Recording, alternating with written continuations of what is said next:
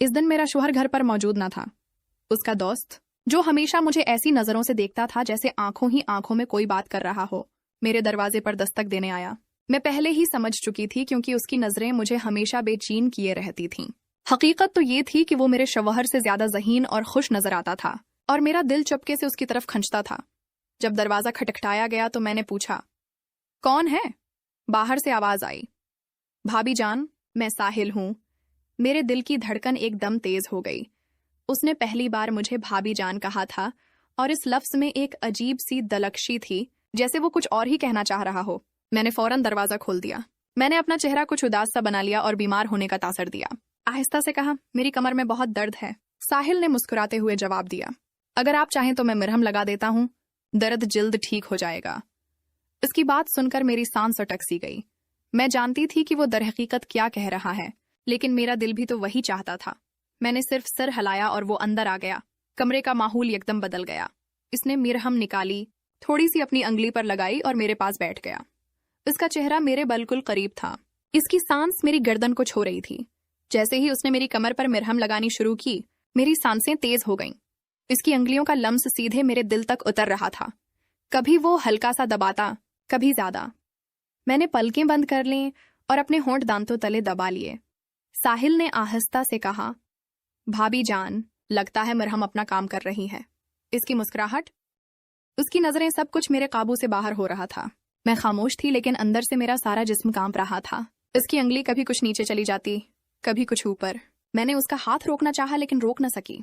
कमरे में सिर्फ मेरी सांसों की आवाज सुनाई दे रही थी। साहिल और करीब आया और आहिस्ता से बोला, मैं जानता हूँ आप भी यही चाहती हैं, बस एक बार कह दीजिए। मैंने उसकी तरफ देखा।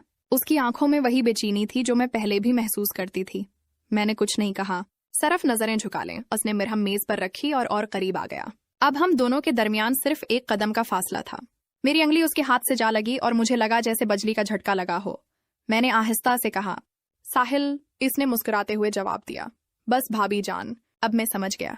कमरे की हवा गर्म हो गई थी। दरवाजा बंद था। शौहर घर पर नहीं थे और मैं और साहिल एक ऐसे मोड़ पर खड़े थे जहां से वापसी मुश्किल थी। साहिल ने मरहम मेज पर रखी और सीधा मेरी आंखों में देखने लगा। उसकी नजरें ऐसी थीं जैसे वो मेरे सारे वजूद को देख रहा हो। मैं खामोश थी, बस होंठ दांतों तले दबाए रखे। उसने आहिस्ता से कहा, भाभी जान, आप बोलती क्यों नहीं? आपके चेहरे पर सब कुछ लिखा है। मेरे लिए संभलना मुश्किल हो रहा था। मेरा दिल तेजी से धड़क रहा था। मैंने अपना दुपट्टा थोड़ा और संभाला और पलटकर उसे देखने लगी। वो आहिस्ता से करीब आया। उसके हाथ मेरी कमर पर ठहर गए। मैं एक पल के लिए सख्त हो गई, लेकिन अगले ही लम्हे मैंने अपनी आंखें बंद कर लीं, जैसे मैं भी तैयार हो चुकी हूँ। साहिल ने हल्की सी हंसी के साथ कहा, अभी दर्द कम करना है या और ज्यादा करना है? मेरे होंठों पर हल्की सी मुस्कुराहट आई, लेकिन मैंने कुछ नहीं कहा। उसकी आवाज, उसका लम्स, सब कुछ मेरे अंदर घूम रहा था। कमरे में सिर्फ लैंप की हल्की रोशनी थी। इस रोशनी में उसका चेहरा और ज्यादा वाज़ेह लग रहा था। मैं उसकी एक एक हरकत को महसूस कर रही थी। जब उसने अपने दोनों हाथ मेरी कमर पर रखे तो मैंने अपनी सांस अंदर खींच ली। मैंने आहिस्ता से कहा, साहिल, और उसने बगैर देर किए जवाब दिया, बस भाभी जान, मैं यही था आपके लिए। मुझे लगा जैसे सब कुछ वहीं रख गया हो। उसका हाथ आहिस्ता आहिस्ता नीचे की तरफ जा रहा था और मेरा जिस्म खुद ब खुद नर्म होता जा रहा था। मैंने उसका हाथ थामकर रोकना चाहा, लेकिन अंदर से रोक न सकी। उसने अपना चेहरा इतना करीब कर लिया कि मैं उसकी सांस महसूस कर रही थी। मेरी आंखों के सामने सिर्फ उसका चेहरा था। उसकी मुस्कुराहट जैसे मुझसे कह रही हो, अब तो तुम मेरी हो। मैंने अपना सिर हल्का सा झुकाया और इस लम्हे में खुद को रोक न सकी। साहिल ने आहिस्ता से कहा, भाभी जान, शौहर को कुछ पता नहीं चलेगा। आप बस आज की रात को यादगार बना दो। मेरी अंगलियां उसके हाथ पर फंसल गईं और मैं बस उसे ही देखती रही।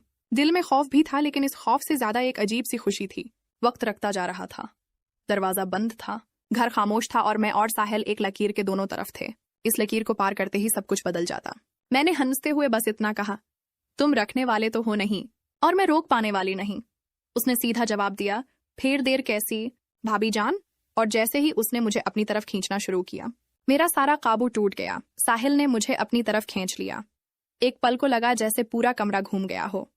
इसका सीना मेरे करीब था। उसकी सांस मेरी गर्दन को छू रही थी। मेरा दिल इतना तेज धड़क रहा था कि मुझे खुद सुनाई दे रहा था। मैंने उससे दौड़ जाने की कोशिश की, लेकिन उसने मेरी कलाई थाम ली। हल्की सी मुस्कुराहट के साथ बोला, अब तो आप मुझे रोक भी नहीं सकती भाभी जान। मेरी आंखें नीची थीं, लेकिन होठों पर एक हल्की सी मुस्कुराहट खुद ब खुद आ गई। मैं खुद भी तो यही चाहती थी। बस लफ्ज बोलने की हिम्मत नहीं थी। साहिल ने एक हाथ से मेरा दोपटा संभाला और दूसरे हाथ से मेरी कमर को। उसकी अंगलियां हल्की सी खिस गईं और मैं उसके करीब और चिपक गई। मैंने आहिस्ता से कहा, साहिल बस करो, लेकिन आवाज ऐसी थी जैसे रोकना नहीं बल्कि और बुलाना चाहती हूँ। वो करीब होकर मेरे कान के पास आहिस्ता आहिस्ता बोला, बस एक बार कह दीजिए रख जाऊं, वरना मैं अब रखने वाला नहीं। मेरी सांसें और तेज हो गईं। मैंने अपने होंठ दबा लिए, लेकिन आंखों में सब कुछ लिखा हुआ था। कमरे में सिर्फ लीमअप चल रहा था। इस रोशनी में उसके चेहरे की हर लकीर और तेज लग रही थी। उसकी नजरें मेरी आंखों से होती हुई होठों पर रख गईं। मैंने पलटकर उसकी तरफ देखा और बस इतना कहा, तुम्हें समझने के लिए मुझे कहना नहीं पड़ता। ये सुनकर साहिल ने एक गहरी सांस ली और मुझे और पास खींच लिया। अब हमारे दरमियान 1 इंच का भी फासला नहीं था। उसके हाथ मेरी कमर से कुछ ऊपर आ गए और मैंने पलकें बंद कर लीं। इस लम्हे मुझे लगा जैसे सब कुछ रख गया है।